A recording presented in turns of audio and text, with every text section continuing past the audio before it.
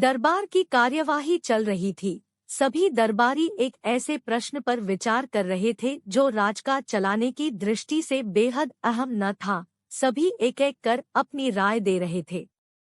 बादशाह दरबार में बैठे यह महसूस कर रहे थे कि सबकी राय अलग है।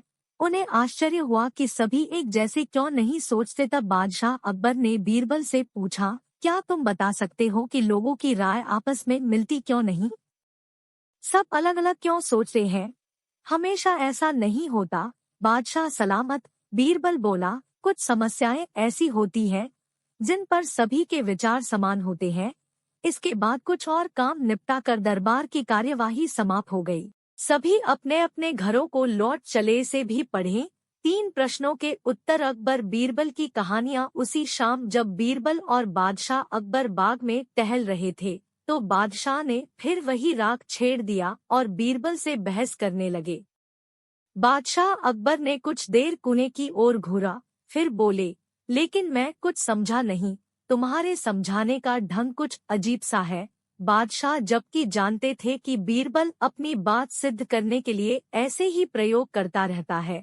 सब समझ जाएंगे हुजूर। बीरबल बोला, आप शाही फरमान जारी कराएं कि नगर के हर घर से 1 लोटा दूध लाकर बाग में स्थित इस कुएं में डाला जाए। दिन पूर्णमासी का होगा। हमारा नगर बहुत बड़ा है। यदि हर घर से 1 लोटा दूध इस कुएं में पड़ेगा तो यह दूध से भर जाएगा। बीरबल की यह बात सुन बादशाह अकबर ठहाका लगाकर हंस पड़े। फिर भी उन्होंने बीरबल के कहानुसार फरमान जारी कर दिया। इसे भी पढ़ें। ताली एक हाथ से नहीं बजती। गौतम बुद्ध से जुड़ा प्रेरक प्रसंग। शहर भर में मुनादी करवा दी गई कि आने वाली पूर्णमासी के दिन हर घर से 1 लोटा दूध लाकर शाही बाग के कुएं में डाला जाए। जो ऐसा नहीं करेगा उसे सजा मिलेगी। पूर्णमासी के दिन बाग के बाहर लोगों की कतार लग गई। इस बात का विशेष ध्यान रखा जा रहा था कि हर घर से कोई न कोई वहां जरूर आए। सभी के हाथों में भरे हुए पात्र, बर्तन दिखाई दे रहे थे। बादशाह अकबर और बीरबल दूर बैठे यह सब देख रहे थे और एक दूसरे को देख मुस्करा रहे थे। सांझ ढलने से पहले कुएं में दूध डालने का काम पूरा हो गया। हर घर से दूध लाकर कुएं में डाला गया था। नी भरी निगाहों से बादशाह अकबर ने बीरबल की ओर देखते हुए पूछा, ऐसा क्यों हुआ? शाही फरमान तो कुएं में दूध डालने का जारी हुआ था। यह पानी कहाँ से आया? लोगों ने दूध क्यों नहीं डाला? बीरबल एक जोरदार ठहाका लगाता हुआ बोला, यही तो मैं सिद्ध करना चाहता था हुजूर। मैंने कहा था आपसे कि बहुत सी ऐसी बातें होती हैं जिस पर लोग एक जैसा सोचते हैं, और यह भी एक ऐसा ही मौका था। लोग कीमती दूध बर्बाद करने को तैयार न थे। वे जानते थे कि कुएं में दूध डालना व्यर्थ है, इससे उन्हें कुछ मिलने वाला नहीं था। इसलिए यह सोचकर कि किसी को क्या पता चलेगा, सभी पानी से भरे बर्तन ले आए और कुएं में उड़ेल दिए। नतीज दूध के बजाय पानी से भर गया कुआं। बीरबल की यह चतुराई देख बादशाह अकबर ने उसकी पीठ थपथपाई। बीरबल ने सिद्ध कर दिखाया था कि कभी कभी लोग एक जैसा भी सोचते हैं। बार अकबर बीरबल हमेशा की तरह टहलने जा रहे थे। रास्ते में एक तुलसी का पौधा दिखा तो मंत्री बीरबल ने झुककर प्रणाम किया।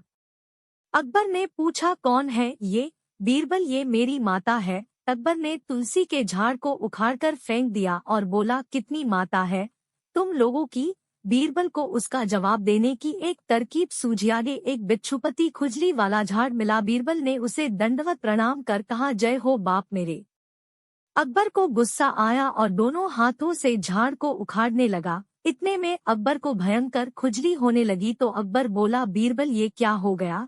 बीरबल ने कहा, आपने मेरी माँ को मारा इसलिए ये गुस्सा हो गए, पर जहाँ भी हाथ लगाता खुजली होने लगती। तथा बोला कि बीरबल जल्दी ही कोई उपाय बताओ। बीरबल बोला, उपाय तो है, लेकिन वो भी हमारी माँ है तथा उससे ही विनती करनी पड़ेगी।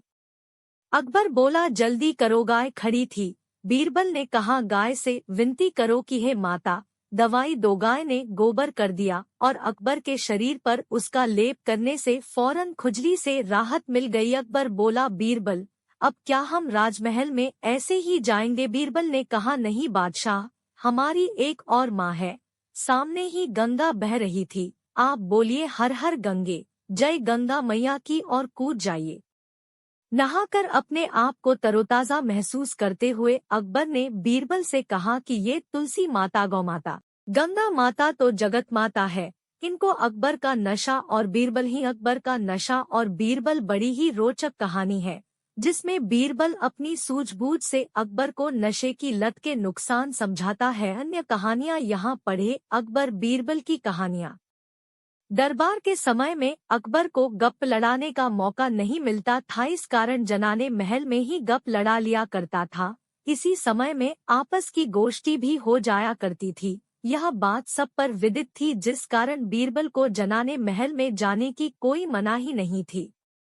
जब वार्तालाप करके बादशाह संतुष्ट हो जाता तो एक ऐसी नशीली चीज का सेवन कर लेता, जिससे कुछ समय पश्चात उसका चेहरा बदल जाता और बातें भी और की तौर करने लगता था। बीरबल नित्य अकबर की ऐसी दशा देखा करता, परंतु उसकी समझ में न आता कि दरअसल वह किस वस्तु का सेवन करता है। अकबर का नशा उसकी याददाश्त पर भी बुरा असर डालता था। ऐसी दशा में बादशाह अनेक भूले भी कर डालता था। एक दिन बीरबल के मन में उस वस्तु की जानकारी प्राप्त करने की सूझी। वह बीमारी का बहाना कर कई दिनों तक दरबार में नहीं आया। बादशाह ने एक दो दिन तो यह समझकर कि साधारण बीमारी होगी, उसकी कुछ खोज खबर न ली, परंतु जब सोचते सोचते 3-4 दिनों का अरसा बीता और वह नहीं आया, तो उन्हें बीरबल को देखने की इच्छा हुई। वे अपने चंद सिपाहियों के साथ बीरबल के मकान पर गए। जब उसे बादशाह के आगमन की सूचना मिली तो झट दूसरे दरवाजे से होकर बाहर निकल गया और लोगों की आंख बचाकर सीधे दरबार में जा पहुंचा। गुप्त मार्ग से जनाने महल में पहुंचकर उस नशीली चीज की तलाश करने लगा। जब बाहर उसका सुराग न लगा तो रखे हुए एक संदूक की चाबी की फिराक में पड़ा। देवा ताली चाबी मिल गई। वह एक कोने में अच्छी तरह छिपाकर रखी हुई थी। संदूक का ताला खोलकर उसके अंदर की चीजों को देखा। एक तरफ कोने में एक बोतल रखी हुई मिली। उसे चुपके से बाहर निकालकर अपनी शाल के अंदर छिपा लिया और द्रुत वेग से घर की तरफ राही हुआ। बादशाह को उसके घर वालों से पूछने पर विदित हुआ थोड़ी देर हुआ दरबार की तरफ गए हैं। यह सुनकर उसको कुछ चिंता सी हुई और बीरबल के जाने का कारण जानने के लिए व्याकुल हो उठा। मन में सोचा, बिना किसी अनिवार्य कारण के बीरबल ऐसी दशा में नहीं जा सकता था। वह अपने साथियों सहित लौटने लगा। अभी 2-4 सीढ़ी ही उतर कर गया था कि सामने से बीरबल आता हुआ दिखाई पड़ा। बीरबल मन ही मन सोचता हुआ आ रहा था कि अकबर के पूछने पर क्या उत्तर दूंगा। इसी बीच अकबर की दृष्टि उस पर जो पड़ी और वह वहीं रुक गया।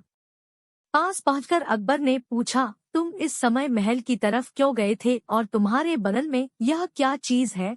बीरबल ने कहा, कुछ तो नहीं, फिर भी बादशाह का शक बना ही रहा, क्योंकि उसकी कांख तले चदरे के भीतर से कोई चीज दिखाई पड़ रही थी। अकबर ने दोबारा पूछा, बीरबल झूठ क्यों बोल रहा है? तुम्हारी कांख के भीतर कोई चीज अवश्य छिपी हुई है।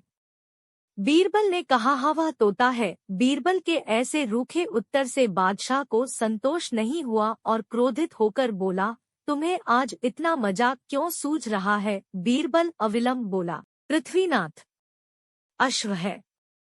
बादशाह बड़ा हैरान हुआ और भौं चढ़ाकर कहा, मैं देखता हूँ कि आज तुम्हारा दिमाग आसमान पर चढ़ता जा रहा है। बीरबल ने कहा, नहीं नहीं, हाथी है। बादशाह ने कहा, क्या तुमने भांग तो नहीं खाई है? ठीक ठीक समझकर उत्तर दो। बीरबल कब चुप रहने वाला था, बोला, गधा है। गधा। बारंबार बीरबल के टालमटोल की बातें सुनकर बादशाह बहुत ही चिढ़ गया और पूछा, क्या आज तुम पर मृत्यु तो नहीं सवार हो गई है?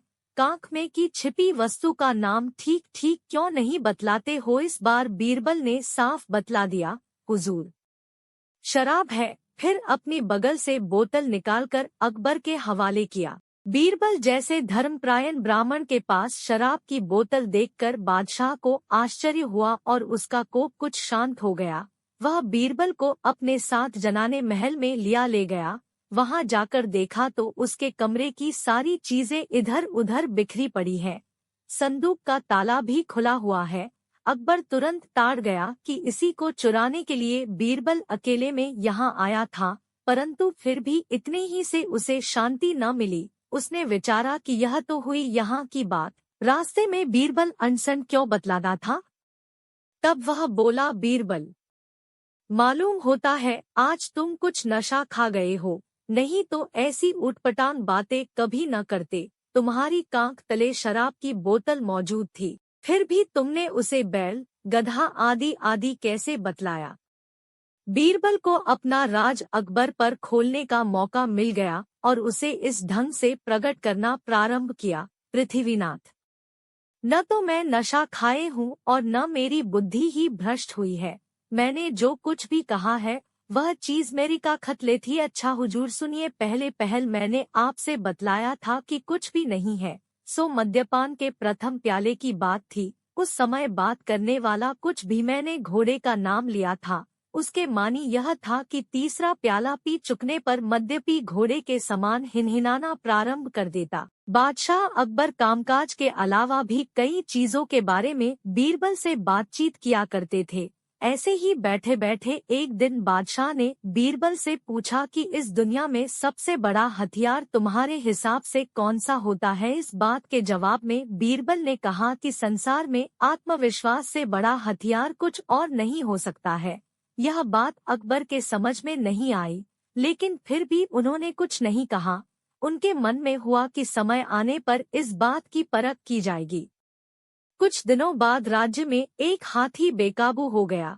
पता करने पर समझ आया कि वो पागल हो गया है। उसे कर्मचारियों ने जंजीरों से जकड़ लिया था।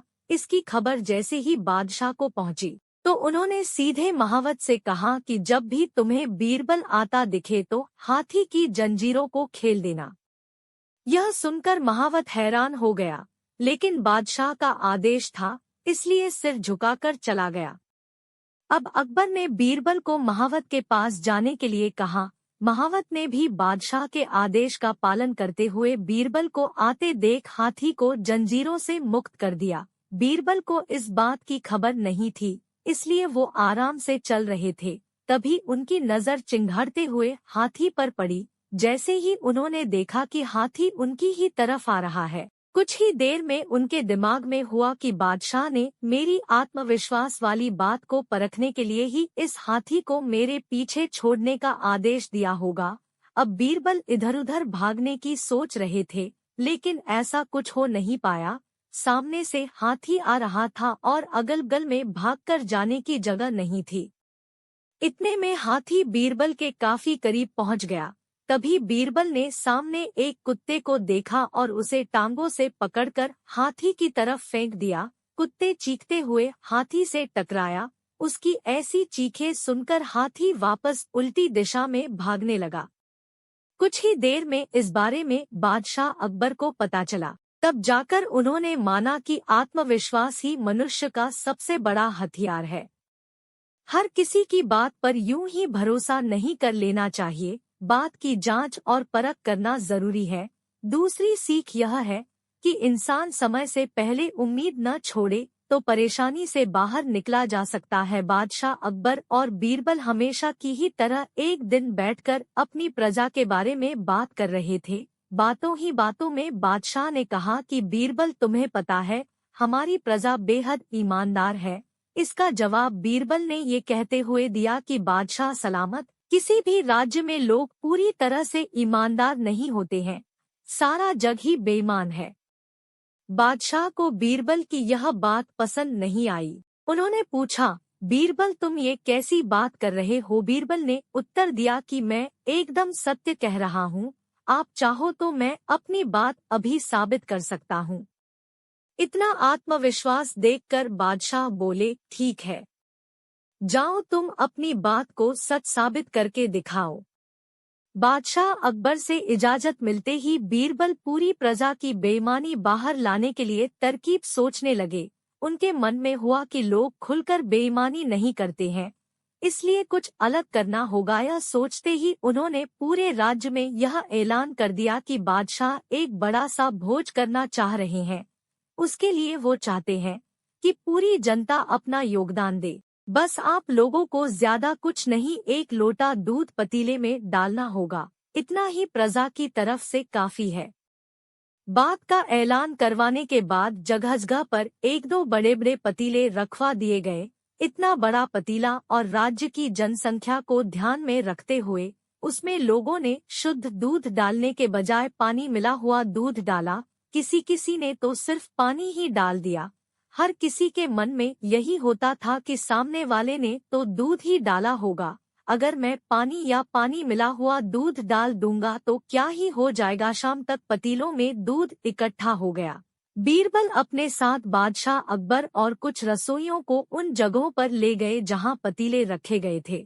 बादशाह ने जिस भी पतीले में देखा तो दूध नहीं, सिर्फ सफेद पानी ही दिखा।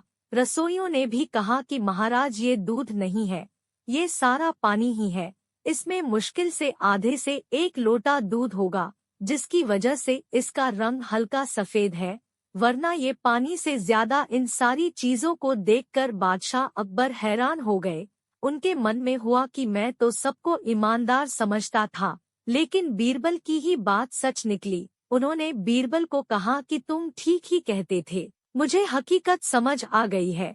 इतना कहते हुए बादशाह, बीरबल और रसोइये वापस महल आ गए।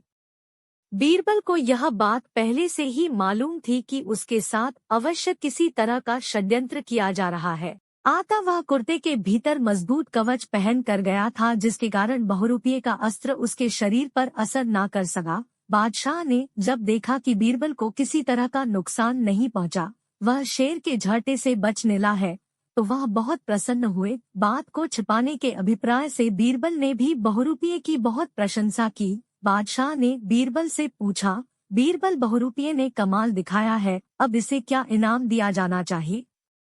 बीरबल बोला, हुजूर, यदि आप प्रसन्न हैं, तो इसे 1 साल के लिए दीवान के पद पर नियुक्त किया जाना चाहिए। इससे अच्छा और क्या हो सकता है? यह सुनकर बहुरूपिये का रोम रोम खुशी से नाच उठा। बादशाह ने बीरबल की बात मान ली, किंतु बीरबल ने एक शर्त रखी, यदि बहुरूपिया सती का स्वांग करके दिखाएं तभी उसे दीवान बनाया जाना चाहिए। बादशाह ने बहुरूपिये को आदेश दिया कि बीरबल की इच्छा के अनुसार तुम्हें सती का स्वांग अवश्य दिखाना चाहिए, और यदि उसमें तुम चूक गए तो दीवान बनाने की जगह तुम्हें प्राण दंड दिया जाएगा। बहुरूपिये को राजा की आज्ञा माननी पड़ी। दूसरे दिन सती का रूप धारण कर वह दरबार में हाजिर हुआ। बीरबल ने उसकी दवा दारू का इंतजाम पहले से ही कर रखा था। पत्थर के कोयले का एक बड़ा कुंड पहले से ही धधक रहा था। देखते ही बहुरूपिये के होश ठिकाने आ गए। उसने समझ लिया कि बीरबल ने बदला लेने के लिए यह खुराफात खड़ी की है, और अब इससे बचकर निकलना मुश्किल ही नहीं, असंभव भी है। बिना अग्नि प्रवेश किए यह स्वांग नहीं दिखाया जा सकता, और जहां कुंड में गिरा वहीं प्राणों के निकलते देर न लगेगी। यह देखकर उसका मन डामाडोल हो गया। मन में आया, बादशाह से सारा भेद प्रकट कर दे, लेकिन बादशाह फिर भी उसे क्षमा ना करेगा। सोचकर वह ना चाहते हुए भी कुंड की ओर बढ़ा, और अग्नि प्रवेश करते ही उसका शरीर आग से झुलस गया। जब बीरबल ने बहुरूपिये की यह दुर्दशा देखी तो उनका कोमल हृदय पिघल गया। उन्होंने फौरन सेवकों को आज्ञा देकर उसे कुंड से बाहर निकलवाया और उपचार के लिए भिजवाया। यह देखकर दरबार में चारों ओर बीरबल की जय जयकार होने लगी। बीरबल की इस उदारता से बहुरूपिये के मन में भी बीरबल के प्रति श्रद्धा भाव उत्पन्न हो गई। इधर बीरबल ने जब प्रमाण देकर बादशाह को बहुरूपिये का सारा भेद बताया तो बीरबल की प्रशंसा करते हुए बादशाह ने खुदा का शुक्र किया। जब बहुरूपिया पूरी तरह स्वस्थ हो गया तो वह दरबार में पुनः उपस्थित हुआ। उसने अपना पूर्व परिचय देते हुए कहा, मैं वही दरबारी हूँ जो एक बार बीरबल से शर्त में हार गया था, इसलिए मेरे मन में बीरबल के प्रति बदले की भावना उत्पन्न हो गई थी और मैंने उनकी जान लेने की कोशिश की, लेकिन मुझे अब उनकी बुद्धिमता और उदारता का ज्ञान हो गया है और मैं अपने उस बैर भाव को बिल्कुल भूल गया हूँ। यह कहकर बहुरूपिया बीरबल के चरणों में गिर गया और उनसे क्षमा याचना करने लगा। तभी बीरबल ने उसे अपने सीने से लगा लिया। यह दृश्य देखकर सभी दरबारी हैरान रह गए। इस प्रकार बीरबल और बहुरूपिये का मनमुटाव बिल्कुल समाप्त हो गया। तो दोस्तों, ऐसे ही बुद्धिमता और उदार भावना रखने से आपके बारे में बुरा सोचने वाले भी आपके मित्र बन जाते हैं। दोस्तों, इस कहानी को पढ़ने के लिए धन्यवाद। आपको ये कहानी कैसी लगी नीचे कमेंट करके हमें जरूर बताइएगा। अगर आपको ये कहानी पसंद आई हो तो अपने दोस्तों के साथ जरूर शेयर करें। एक बार की बात है, बादशाह अकबर ने जमीन पर एक लंबी सी लकीर को खींचा। इसके बाद बादशाह ने बीरबल से कहा, बीरबल, क्या तुम इस लकीर को छोटा कर सकते हो, बिना इस लकीर को कहीं से मिटाए? इस पर बीरबल ने कहा, जी हुजूर, मैं ऐसा करने की कोशिश जरूर करूँगा। बीरबल ने उस लकीर के पास ही एक और लकीर को खींच दिया। जिस लकीर को बीरबल ने खींचा था वह लकीर बादशाह अकबर के लकीर से काफी लंबी थी। इसके बाद बीरबल ने अकबर से कहा, देखिए, मैंने आपकी खींची लकीर को छोटा कर दिया बिना उसे मिटाए। यह देखकर बादशाह अकबर बहुत ही खुश हुए। उन्होंने इसके लिए बीरबल को कई उपहार भी दिए। उस समय की बात है जब बादशाह अकबर की बीरबल से पहली बार मुलाकात हुई थी। तब के समय बीरबल का नाम महेश दास था। एक दिन बादशाह अकबर अपने राज्य के दौरे पर निकले तो उन्होंने अपने राज्य में एक व्यक्ति की चतुराई को देखकर अत्यधिक प्रसन्न हुए। उन्होंने अपने दरबार में उस व्यक्ति को आने के लिए कहा। साथ ही बादशाह ने अपनी एक अंगूठी दी। वह व्यक्ति कोई और नहीं महेश दास था। एक दिन महेश दास ने बादशाह अकबर से मिलने का विचार बनाया। बादशाह ने मुझे इनाम देने के लिए बुलाया भी था।